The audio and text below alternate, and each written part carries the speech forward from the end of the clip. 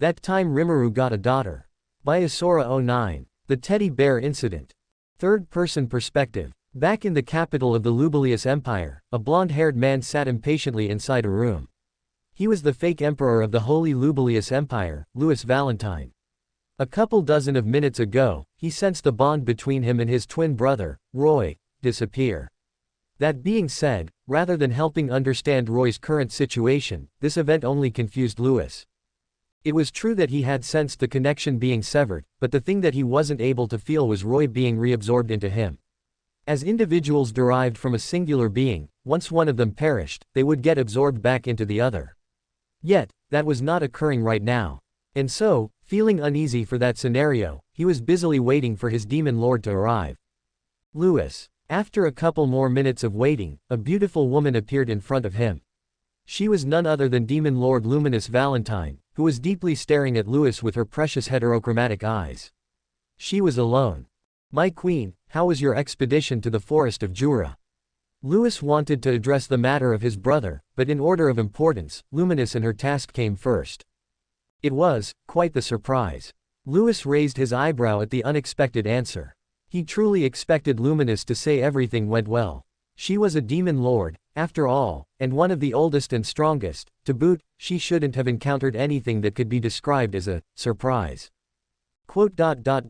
What do you mean, Luminous-sama? Luminous moved toward one of the windows in the room and looked outside of it. It was quite a high place, so she was able to see all the lights of the city from her position. Thinking Luminous perhaps was not planning on responding, Louis decided to push further his questioning. Is Demon Lord Clayman being troublesome? Don't insult me, Louis. Clayman is just a sitting duck for me. Louis bowed his head as he apologized. He also saw Clayman as a sitting duck, but currently, there was no other thing that Luminous would consider a surprise. Ignoring Louis's inner curiosity and anxiety, Luminous sighed before continuing. Clayman is planning things in the forest, but he will autodestruct himself.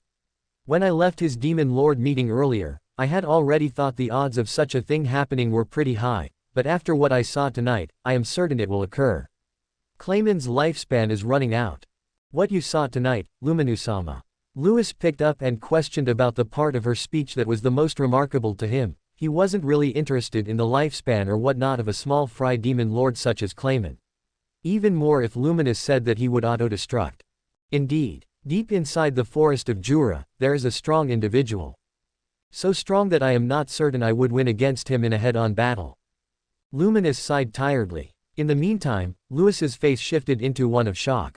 Up until now, Luminous had only said such a thing about the Destroyer and the Lord of Darkness, known as the two strongest beings in the world, not only among demon lords. For his prideful queen to admit such a thing, the individual she met had to be quite something. When we entered his territory, Roy snapped at him and got eliminated within seconds. That is the reason why he is not here. I also tried to submit him by force before I left, but he completely neutralized me without even wrinkling his clothing. Naturally, Louis was shocked at the words of his queen. Roy, despite being a fake demon lord, was not weak at all. In fact, he should have been able to fight head-on with some of the current demon lords. If the individual truly defeated Roy as Luminous described, and he also managed to defend from her assault, then this mysterious guy was not to be trifled with. How are we going to proceed? That's a good question. Luminous entered a thinking posture. A few dozen seconds of silence passed before she replied. For now, we'll halt any activity we have in the forest of Jura. In other words, we are going to leave that guy alone for now. I understand. Louis bowed and prepared to leave the room. He had decided to leave behind the concerns he had regarding Roy. If his mistress said Roy was eliminated, then there was no doubt that was what happened. Regardless of anything else, questioning her declaration would be an offense against her. Just as he was at the door. But, the moment an opportunity arises to bring him down, we are doing it. Luminous called out to him in a tone different than the usual. It was one of helplessness, one that Louis had not heard in a long time. She had been so helpless in front of Rimuru, and now she has no other way of going against him other than being an opportunist. It was a big hit for the prideful Queen of Nightmares. I understand. Leaving those words behind, Louis finally exited the room. Luminous remained alone in the now silent room, staring at the little lights of the city that looked like ants at this distance. Hollow diamond, hollow diamond, hollow diamond. Rimuru's perspective. Crap, I totally messed up. I totally went and made an enemy out of Luminous. I have to be an idiot, really. What was I thinking? No, well, it couldn't be helped. It was her fault for interrupting my family time. Yes, yes, I began nodding my head as if saying that, trying to convince myself that I am not in the wrong. Because I am not. They were the idiots who entered my village first. What I did was legitimate self-defense. Mama, Papa is being weird. Ignore him, he can be like that sometimes. Seal. I was deeply lost in my thoughts, but that does not mean I was not paying attention to my surroundings, you know. I had just returned from sending Luminous home, and now we were all back to having our delicious dinner in our precious Japanese-styled house that was built in the village. I was welcomed back by Ciel's exasperated eyes, because I kind of made a mess out of the situation, but, well, it's not the first time I've ever done that. Right, Ciel. Huh, yes, you are always getting yourself into trouble, darling. See, I am right. I didn't say anything out loud, though. Ciel took a bite off her hamburger steak before continuing. So, what are we going to do with Luminous now? Well, we will just have to see how things progress, I began, but, at least, I don't think she will go on the offensive against us right now. That's right. I think I showed off enough power to make her understand that I alone might be a threat to her. Luminous might be prideful and arrogant, but she is not stupid. She will not wage a war she is not certain she could win. I see, I agree. Ciel seemed satisfied with my answer and my thoughts, as she smiled at me. Well, no matter what Luminous does, we'll deal with it, right hubby? Yeah, no worries there. After answering back, Ciel stood up from her chair with her now empty plate, and disappeared into the kitchen. A couple seconds later, she came back and sat down at the edge of the room, lying back on one of the walls with one of her legs completely extended and the other bent, forming together an incomplete cross-legged sitting posture. Ciel. I called out to her. Something wrong, darling. She turned to look at me with confused eyes. But, I mean, she knows me better than myself, so she already knows what I want to ask. Stop messing around with me, foo, but it's so funny, right honey? Yup, really. So they like to mess around with me. I feel like I want to cry right now. Anyway, Ciel, why did you sit, Ciel? I turned to look at Ciel, and she was sleeping. Ciel.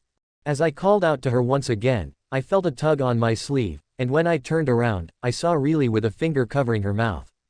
Shish. Papa, Mama is sleeping. Shish. She was whispering, so I guess she really didn't want to wake Ciel up. Now that I think about it, why the hell did I want to wake her up just now? Like, I should just let her sleep. Yeah, you're right, good girl. I began rubbing Riley's head as she squirmed her eyes comfortably. But, we can't leave her like this, let's tuck her in bed, Kay. Riley nodded at my whispers. I had just finished my dinner as well, so I just stood up. I approached Ciel, and taking care of not waking her up, I picked her up in a princess carry. Ooh, Riley looked amazed, for some reason. I was blushing, meanwhile. It was my first time carrying her in a princess carry, you know. Blush, Ciel, who apparently woke up from my shaking and nervousness, turned to look at me straight the eyes as she looked sleepy. After she looked around for a few seconds and she understood the situation, though, her face blushed bright red as she covered it with her hands. Don't get embarrassed. It's embarrassing for me too, you know. Then let me down.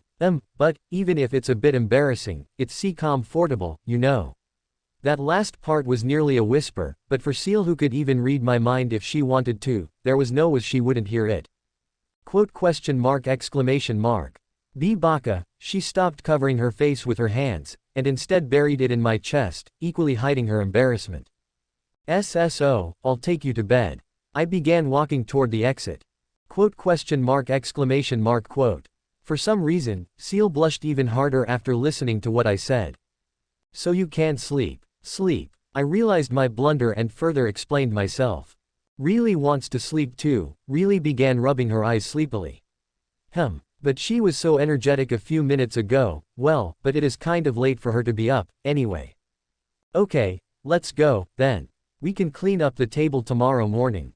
We exited the room, Ciel still in my arms. Darling, will you put me down? Once we were in the bedroom, Seal asked such a thing as she looked at me with pleading eyes. Weren't you embarrassed just now? Yes, I guess I will have to. 2C, Seal remained silent for a few seconds. I also didn't say anything, nor did I lower her down, as a matter of fact. See, could we stay like this a bit, Mo? At that moment, I sensed a group of people entering the barrier. Seal sensed them too, of course.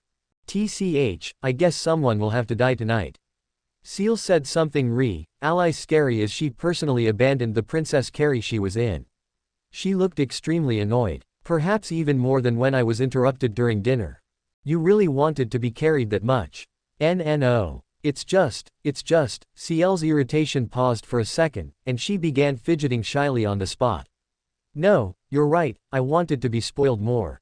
Ciel. I was a bit shocked at Ciel's unexpected honesty, but just before I could say anything else, Ciel was already gone from the room. I hurriedly ran behind her, leaving Riley in a room I designed for her in my imaginary space. She was already quite sleepy, so she didn't complain and just lied down to sleep in her bed inside the imaginary space. It might sound weird to listen that I placed her in there, but my imaginary space is literally the safest place I could think of. When I arrived at Ciel's location, I saw a very bruised and beaten up Benimaru, and a group of ogres behind him.